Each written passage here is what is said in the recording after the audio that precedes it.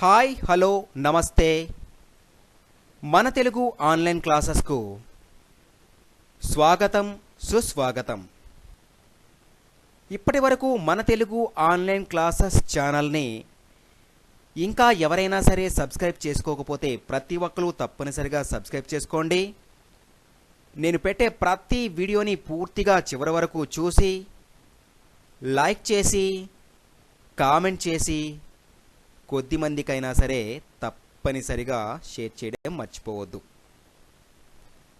ఈ వీడియోలో ద్విత్వాక్షరము అంటే ఏంటి, ఏ అక్షరాలని ద్విత్వాక్షరాలు అంటారో మరొక మారు మీకు చెప్పడం అనేది జరుగుతుంది. జాగ్రత్తగా చూసి శ్రద్ధగా విని పరిశీలించి మీరు అర్థం చేసుకుంటారు. సరేనా? ఈ వీడియో ఆధారంగా ద్విత్వాక్షరం అంటే ఏంటి, ఆ ద్విత్వాక్షరాలు ఎలా ఉంటాయో మీకు వర్గాల రూపంలో అంటే ఒక్కొక్క దానిని కవర్గ చవర్గ అనే రూపంలో వివరించడం అనేది జరుగుతుంది.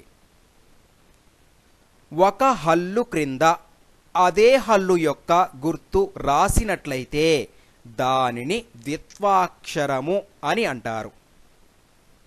చూడండి పిల్లలు, ఒక హల్లు క్రింద, హల్లు అంటే కా నుండి హా వరకు ఉన్నటువంటి 37 అక్షరాల్లో ఏదైనా ఒక అక్షరం కింద అదే అక్షరం యొక్క గుర్తు, హల్లులు గుర్తులు ఇంతకుముందు వీడియోలో నేర్చుకున్నాం కదా, అటువంటి గుర్తు రాసినట్లయితే దానిని ద్విత్వాక్షరము అని అంటారు.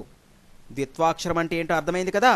మరి చూడండి, ఉదాహరణకి మీకు ఏ అక్షరాలని ద్విత్వాక్షరాలు అంటారో సాధారణంగా చెప్పడం అనేది జరుగుతుంది. జాగ్రత్తగా చూసి పరిశీలించి శ్రద్ధగా విని గుర్తుపెట్టుకోండి. ఉదాహరణ, కా కింద కా, ఖా కింద ఖా, గ కింద గా, ఘా కింద ఘా, ఇඤా కింద ఇඤా, చా కింద చా, ఛా కింద ఛ, జా కింద జా, ఝా కింద ఝ, ఇణీ కింద ఇణి, టా కింద టా, ఠా కింద ఠా, డా కింద డా, ఢా కింద ఢా, అణా కింద అణా, తా కింద తా, థా కింద థా, దా కింద దా, ధా కింద ధా, నా కింద నా,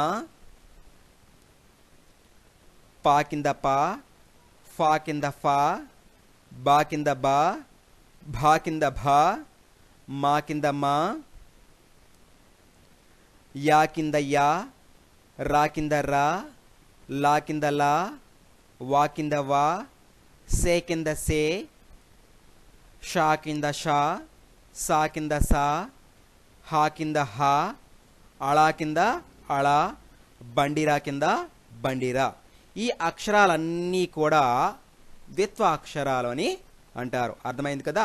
ఎక్కడైనా సరే మీరు చదువుకునే దగ్గర ఎక్కడైనా సరే వాక్యాల్లో కానీ పద్యపాదాల్లో కానీ కథల్లో కానీ ఇటువంటి అక్షరాలు ఉంటే అటువంటి అక్షరాలని ద్విత్వాక్షరాలు అంటారని మనం తప్పనిసరిగా గుర్తుంచుకోవాలి. అర్థమైంది కదా పిల్లలు? అందరికీ ధన్యవాదములు.